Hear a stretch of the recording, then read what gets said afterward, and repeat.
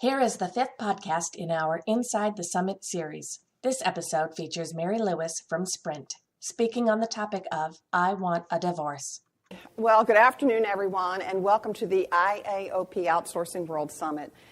Show of hands, please. How many of you, is this your first time? I know I can account for one. Okay, good.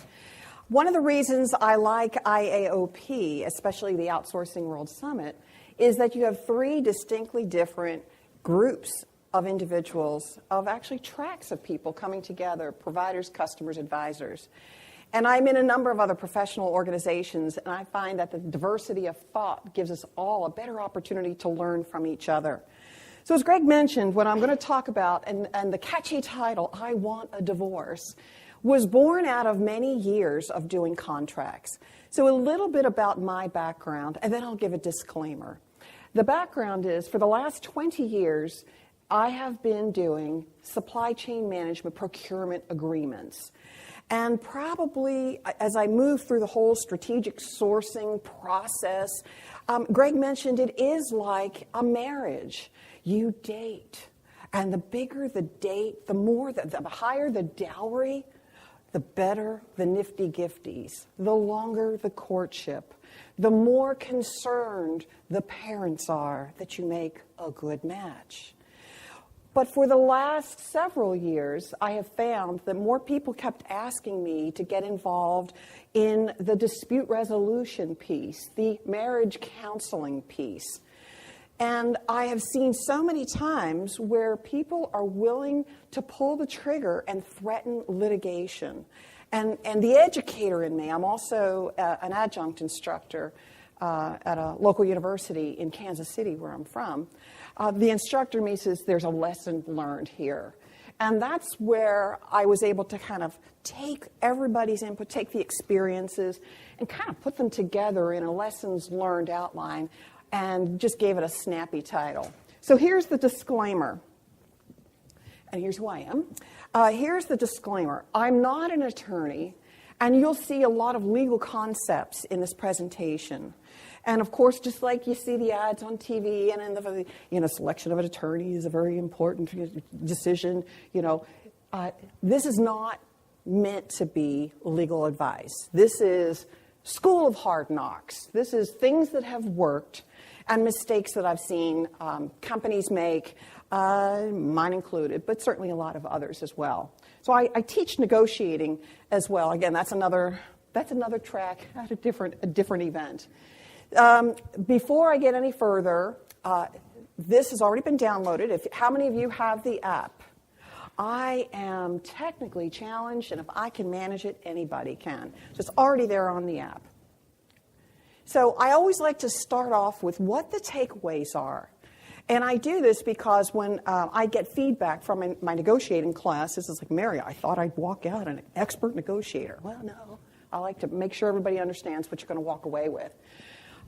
First of all, we're going to talk about ADR, Alternative Dispute Resolution, and we'll get into the mediation, arbitration, negotiation. And as we start looking at this outsourcing relationship, when and where you should use some of these concepts, particularly when you put your governance practices into place. We're going to articulate a theory that Harvard University's, their program on negotiation, has defined the zone of possible agreement, ZOPA. And someone reminded me, Mary, that sounds like that Greek thing, OPA. And I said, no, there's no drinking involved. But we're going to talk about this because that's where a lot of disputes, they tend to overlook this zone of possible agreement.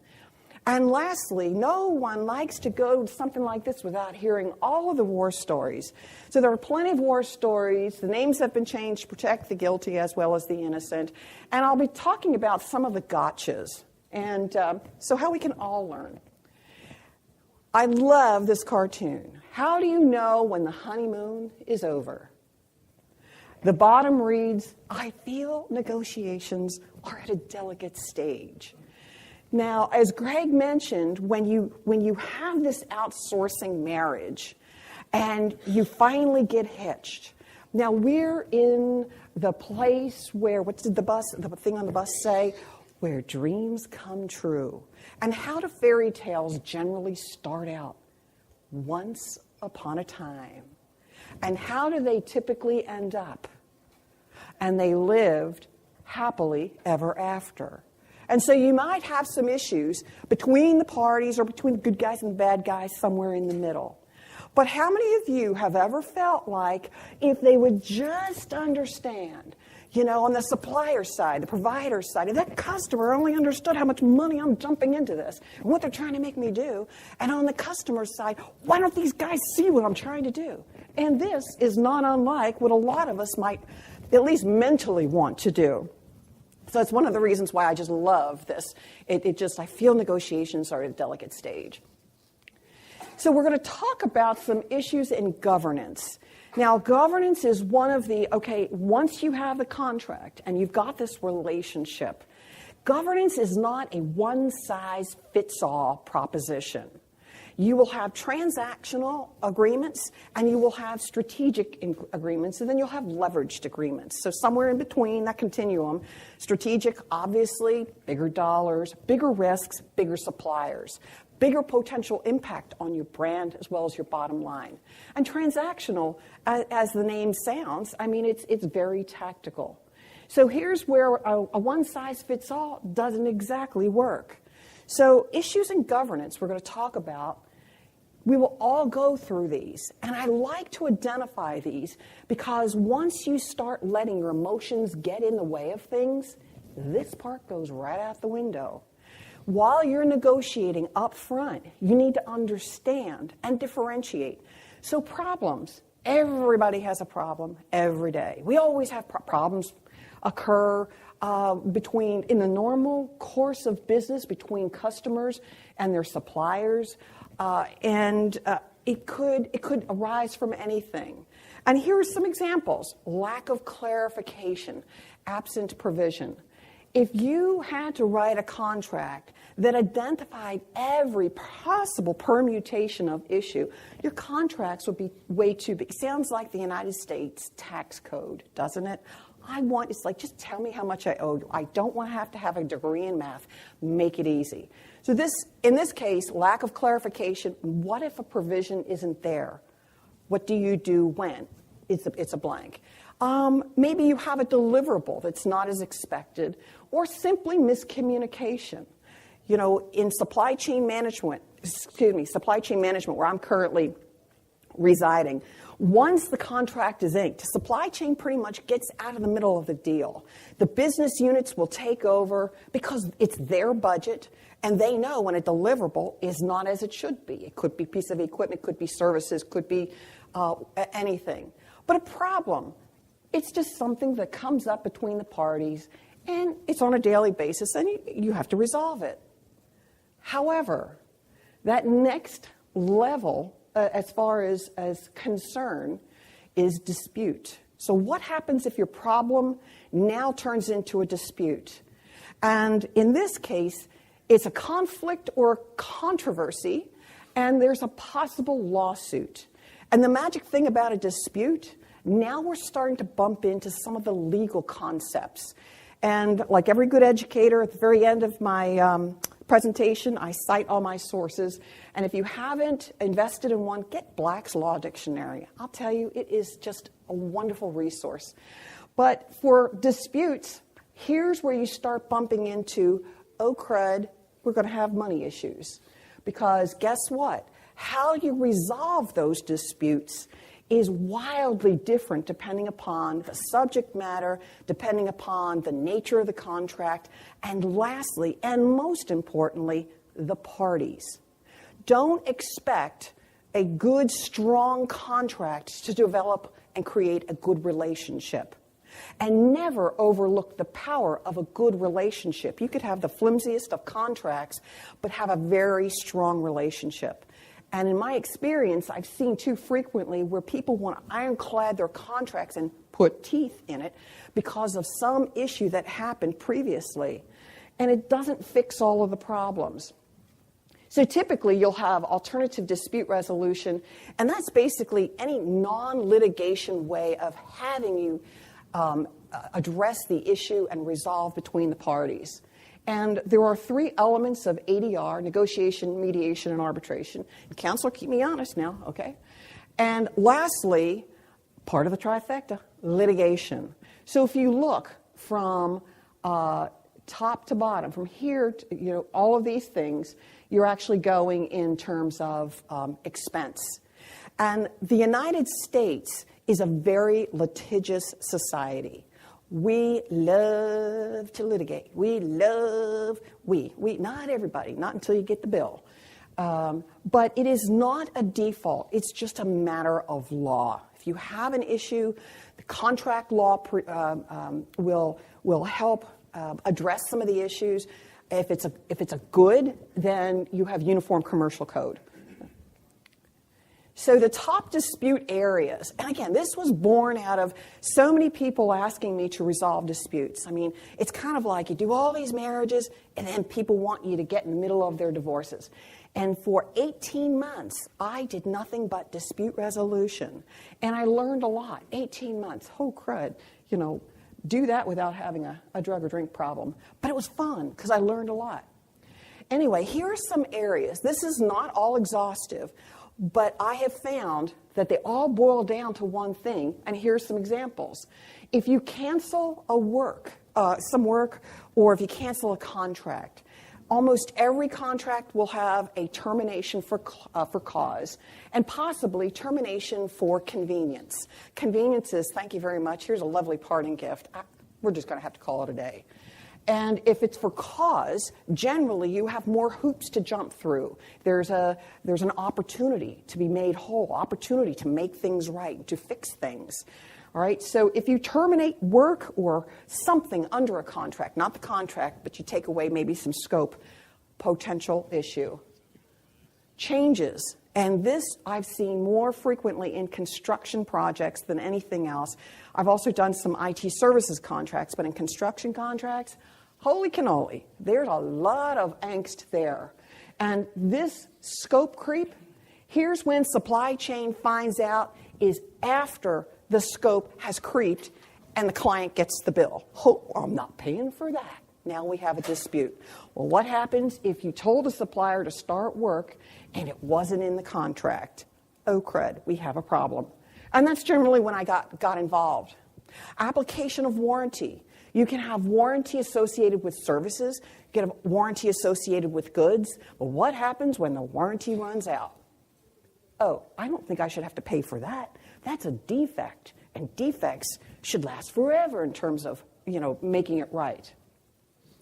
Difference, here's another one. Difference in interpretation or lack of a certain provision. So what happens if you have an outsource agreement and the volume of work changes because of business conditions, and now all of a sudden either the volume changes or the speed at which something needs to be done? Well, that's scope creep, lack of provisions, unless you have a way of already identifying what do you do under those conditions. Non-payment. Now, you can have non-payment as part of a broken process. It takes too long to get your payment. The payment terms say 30 days. Gosh darn it, you're taking 45, 50, 60 days to get me paid. There's an issue, and you're in breach of contract. And secondly, as a way of enforcement, I've seen some executives typically who, when they get so angry with a supplier, they will say, well, stop paying. Just hold all the payments. Well, I got news for you. That's a breach. Unless you have the authority to do so, that's the B word, breach. But they all boil down to one thing, and it means money. For providers, it means your cash flow. It means your revenue. And for clients, for customers, it's going to be how much do I have to pay when I don't think I should pay? And typically, money is at the root. Is that a Bible thing? Money's at the root of all evil? Well, that's generally at the root of all dispute areas, at least in my experience. So I've come up with this goal, and the object is not to prove who's right. It is to find the quickest, cheapest, easiest, and most amicable way of incurring unnecessary costs. It's not who's right, it's to stay out of litigation. Now, in some cases, litigation is where you want to start, not where you want to ultimately get to. And those are in certain cases. If there's a brand issue, if you were unjustly accused of something and it's so heinous, it's like, oh, sorry, we're going straight to the litigation path. What I'm talking about here is that when you have a supplier relationship, you need to look more strongly at what will happen if we terminate this relationship. What happens when the problems come up? What happens if it's the only supplier? Or you have a very sticky solution. Sticky solution meaning it will cost a lot to change suppliers, change solutions. So in that case, what you want to do is to figure out how to work your way through without pulling that litigation trigger. You don't want to kill the only horse that's going to get you across the finish line in a race. I told that to a client one time, and they said, that makes sense, Mary. Yeah, for sure. Anyway, so we're going to talk just a little bit about ADR. This is stuff that you can certainly read about. But where you can play in it and where you have to start pulling the legal eagles in may differ. Negotiation, simply a dialogue by the parties. And it could be based on subject matter or it could be on value. So when you're putting together your contract, think about how you want to put your governance structure in place for when you do have a problem. Do you want to necessarily go to arbitration for everything? Probably not. So if it's within a certain segment of an area, a certain set of functions, you might say, our governance team can work this out. And maybe when the issue gets to be a certain dollar amount, then they start bumping it up to a higher level. Because you may end up encountering some issues associated with your signature authority. So I can't make decisions beyond a certain amount, and so I need a vice president or higher. In the second area, mediation. Now, how many of you have ever used mediation before in business? All right. There's generally not a lot of hands, and nobody makes money doing mediation. But typically, and it all depends, but if you have a court with a crowded docket, your mediation may get ordered by a judge. Hopefully, the parties can work it out so we don't have to crowd the docket. So it might be court-ordered, and it might be marriage counseling, directed marriage counseling. And there's all sorts of ways that you can do mediation.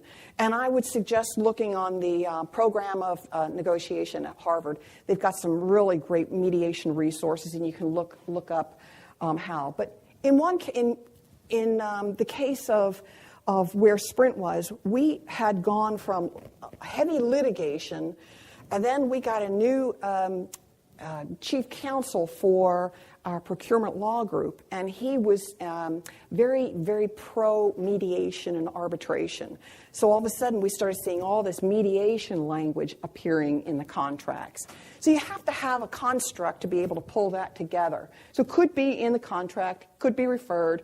And the proxies piece here is when you mediate, it could be you have an individual there and the parties are actually doing the talking, or the attorneys are doing the talking, or the proxy or representative of the parties actually doing the talking.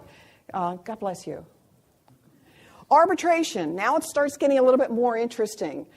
There is a distinction between an arbiter and an arbitrator.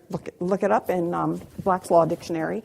But traditionally, you'll see arbitrators being used, highly used in construction contracts. Almost everything will get arbitration. There's just a whole lot of issues out there.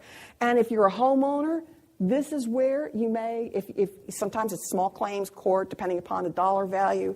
But generally, if there's an arbitration, you have a neutral third party who is an expert.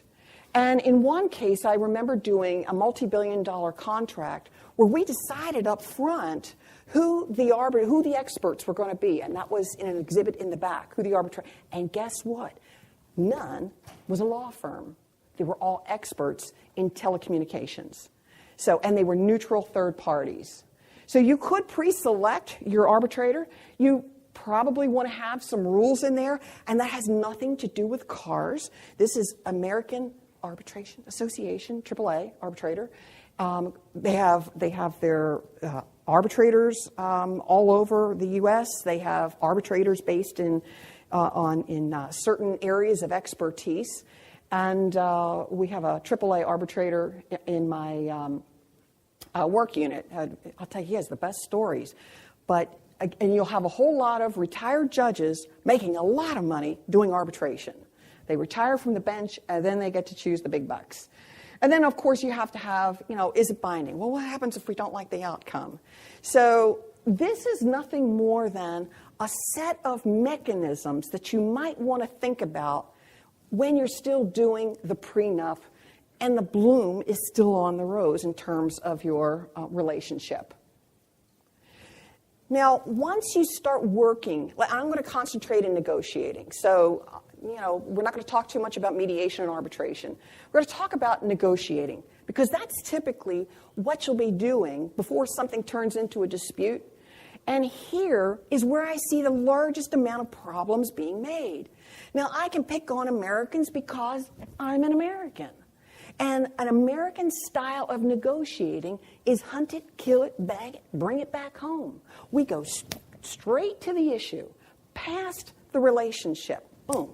And the reason I know this is because two different resources. One is called Kiss, Bow, or Shake Hands, How to Do Business in Over 60 Countries. And the other is a U.S. style of negotiating that the U.S. Institute of Peace put together. It was all the delegates, all diplomats talking about how Americans negotiate. And again, when you look at cooperative negotiating, this is win-win. Now, Roger Fisher and William Ury, part of the program on negotiation, it was the whole win-win theory, get to yes. They talked about cooperative negotiating.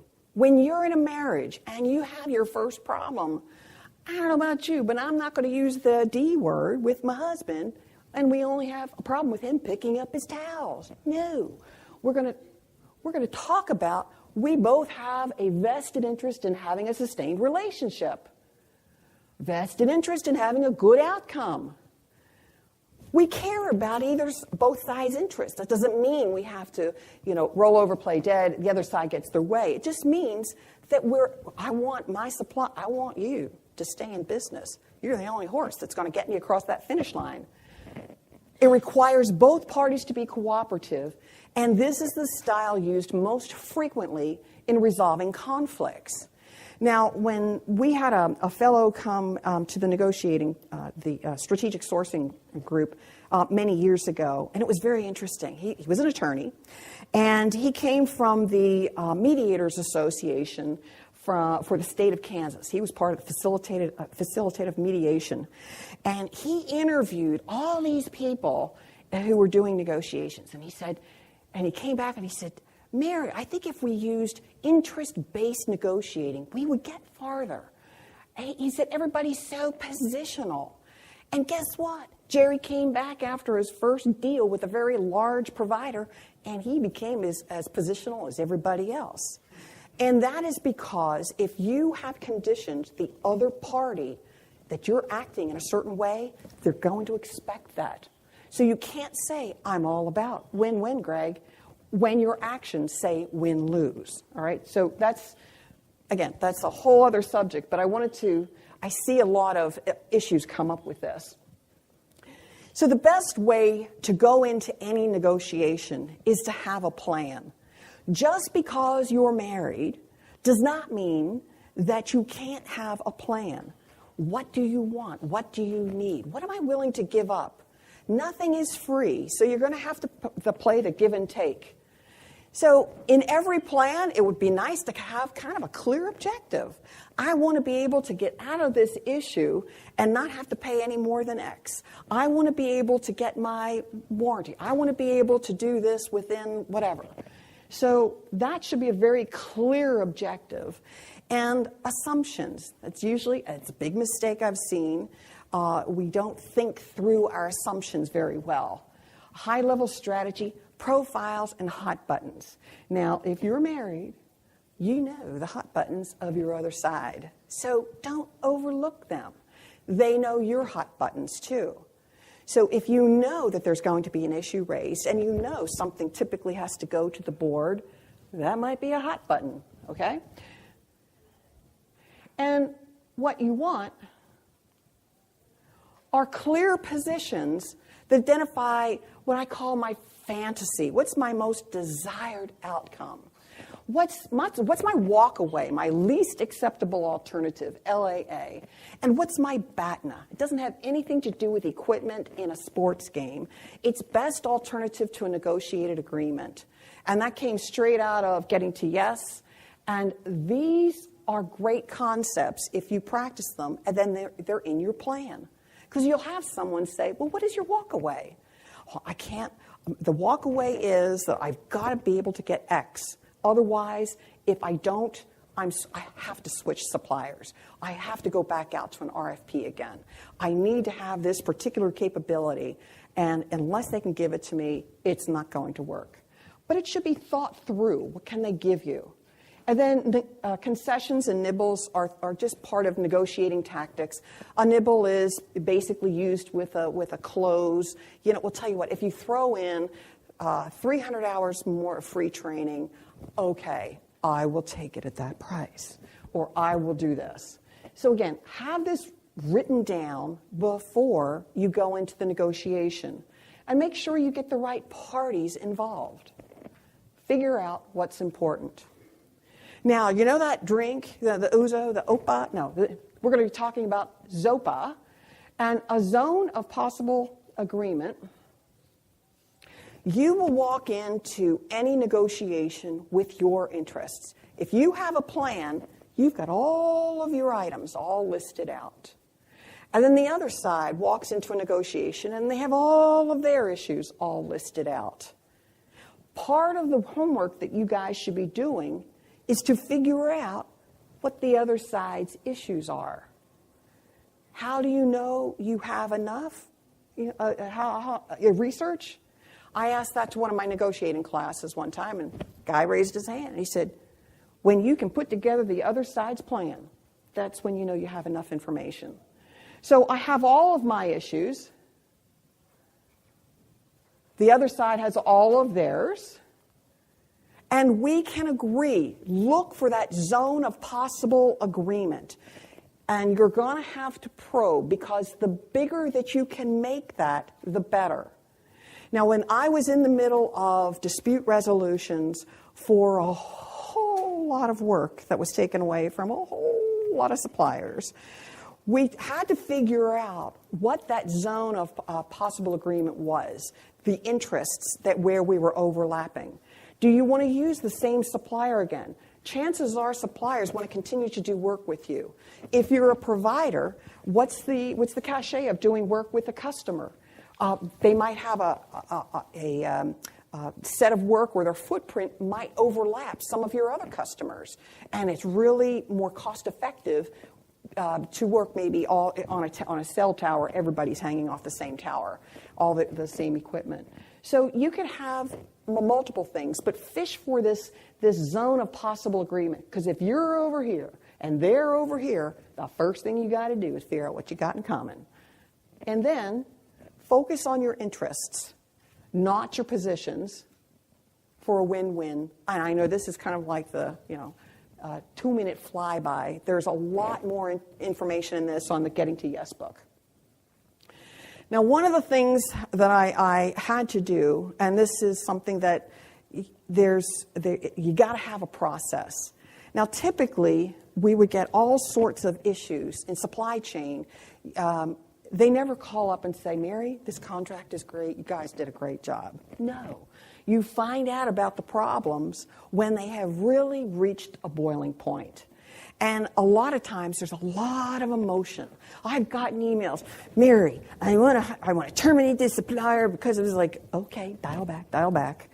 We also have found that sometimes you'll get something from as a customer. We've gotten notices that didn't even belong to us. It's like, that's not our equipment. That's not our site. Well, why are we getting this?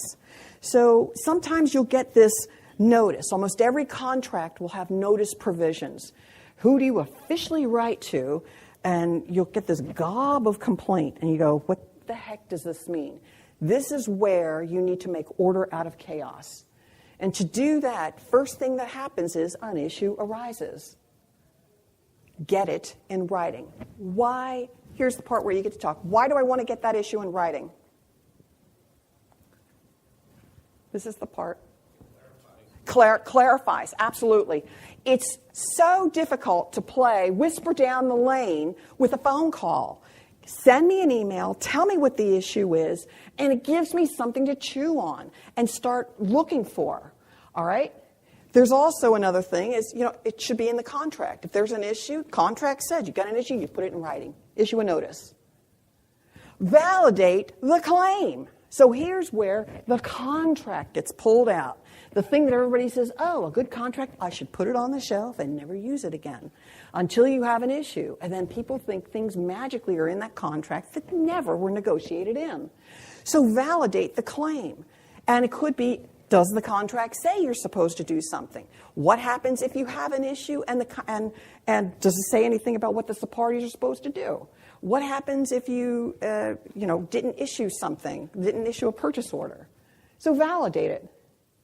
And then here's where I found that if you have a gob of issues, and it could be issues on multiple locations or multiple things, segregate each one out. Make each one an issue. And what you end up coming out of that with is negotiate your rules first. Negotiate how you're going to negotiate. Now, this sounds counterintuitive, but Harvard thinks it's a pretty good idea, so I thought, well, they know what they're doing there. In one case, what we ended up doing is we had one supplier who had a number of different sites. I mean, when I say number, we're talking hundreds of sites. And work was de-scoped on a lot, okay? And so what we ended up doing is we created a form for each site because every site had something different. If they had work partially done, you had to come up with, here's how much we think we owe you for the work that you've already done. So once we negotiated that form, man, give it to your project manager, and they're ticking everything off because now I can track exactly how I was proceeding with that entire set of issues. It was great because it gave everybody a chance to focus on, here's an issue, here's an issue, here's an issue, and you negotiate the rules. And in some cases, if you were kind of within a certain dollar amount, it's like, okay, either one party or the other would eat it. And it was great. And then, once we've agreed, we resolved each issue separately. And it was a great way to kind of work through everything. This was something that was born out of experience, and I'll tell you, it was the best thing. Now, I don't know anybody who's ever negotiated where they haven't run into a deadlock. The first 4 letters ought to tell you something. Dead's not good. So deadlock. And actually, there are times when you do want to deadlock, but we're not going to talk about those today. We're going to talk about ways to get out of a deadlock. The parties are stuck. What do you do? Well, in one case, you can park the item, then move on to ones that are less contentious. Don't park everything now, otherwise you won't get anything done. But park the item. Ask for justification.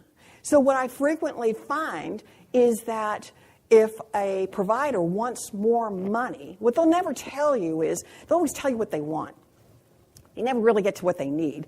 And certainly you have to kind of swami from them what exactly is that they're doing and why are they asking for something.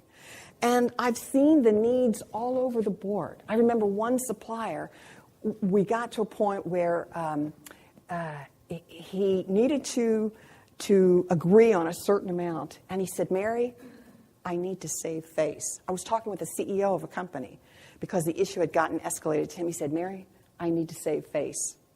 So for him, that was his justification. We ended up being able to land on a number, and it was very interesting about that. But and I'll tell you a little war story after we get through here. restate the party's requirement, but in another way. And that is to make sure that you understand what it is that they want. And then here's where you need to parse the position. They will always focus on what they want. You need to focus on what is needed. And that's where you negotiate from. And then test the need. Can you live with? Offer a solution that meets the need, not the want. And if you can't agree on a position, agree on the method. And where I've seen this more frequently than not, IT contracts. We had one supplier that kept insisting they wanted to do an automatic price escalation, 5% every year. And we just said, no. It wasn't in the budget, wasn't in the assumption. And we finally asked, well, why do you want this automatic 5%? And they said, well, this is custom development. We're concerned that if we lose the developers, then you're going to regress with the new guys coming on board, and we will miss your target deadlines. So what we ended up doing was an automatic 5%. Typically, somebody would go, let's negotiate 3%, 2%. No. We ended up saying, tell you what, let's look at the Bureau of Labor Statistics for software developers in and around the area of Piscataway, New Jersey.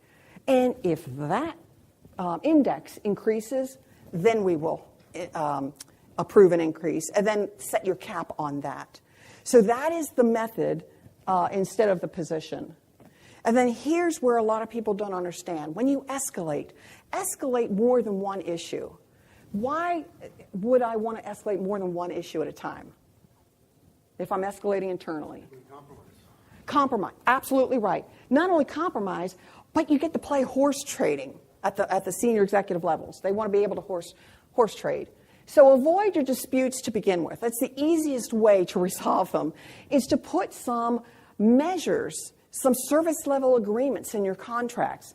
And where this might work, product performance, well, suppose that you've outsourced your copiers, and suppose your outsourced supplier not only provides the services, but tells you, since they're the expert, which copiers to use. And your copiers are pooping out. They jam a lot. I always have to get service people in. And here's where you can negotiate your product performance up front, as well as how fast it takes for somebody to come and fix something. And then make sure that your plan includes some sort of a dashboard. And here's where you want, maybe on a monthly or quarterly basis, to review all the statistics.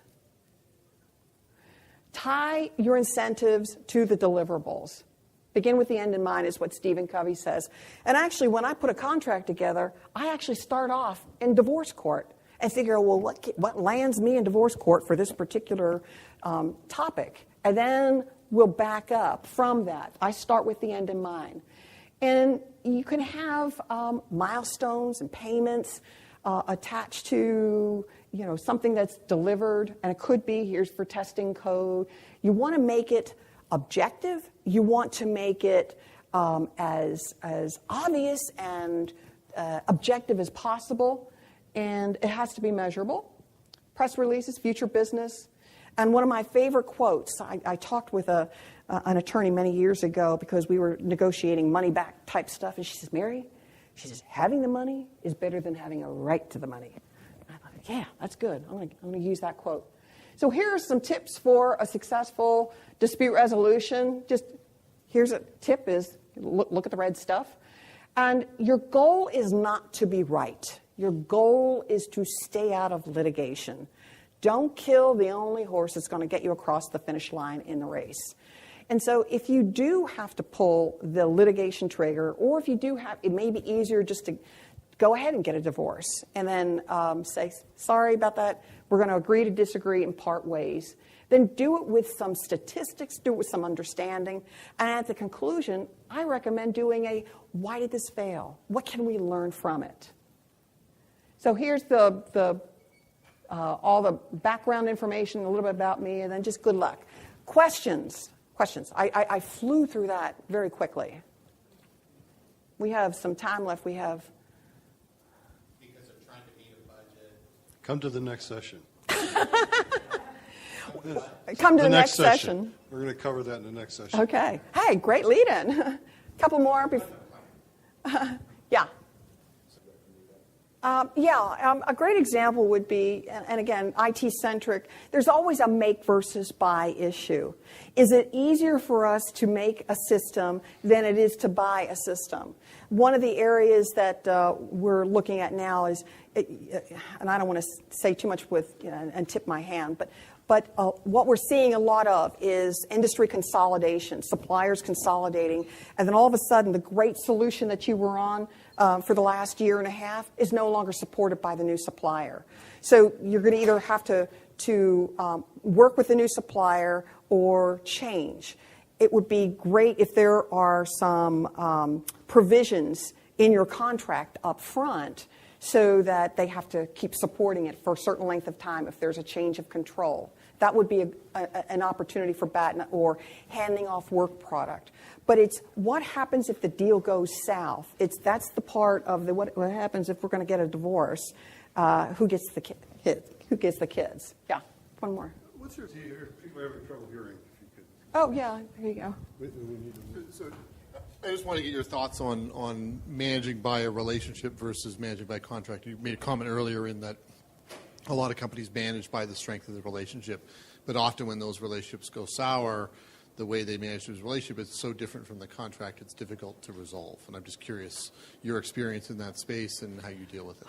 Well, I've got varying experience in this. One of the attorneys I worked with, she said, Mary, never negotiate against your best interest. And that was in a phone negotiation that we were in, and I gave her the talking points.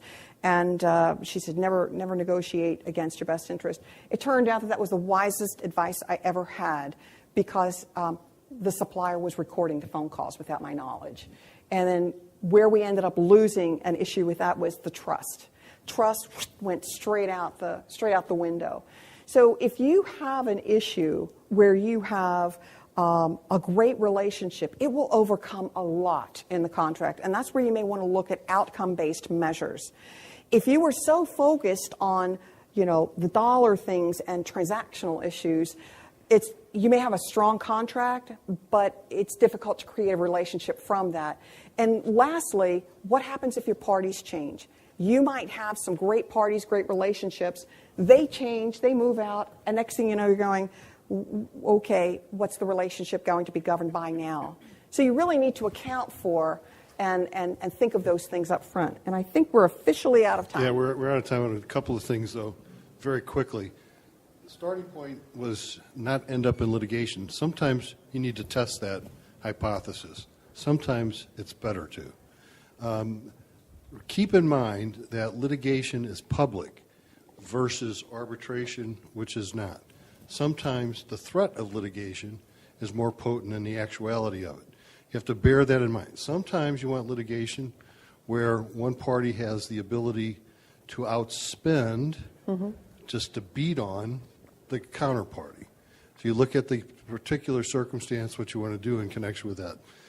The steps that Mary laid out are, in many cases, you see them in the context of an escalating dispute resolution mechanism.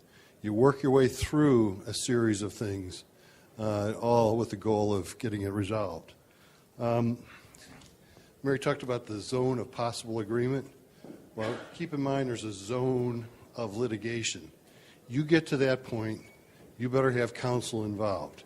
You've got privilege issues you got to be aware of. You've got what's called spoliation of evidence issues. You don't want to get yourself in trouble by failing to just keep things in the right order with your counsel involved. All right, thank you very much. Mary, terrific. Thank you. We appreciate it.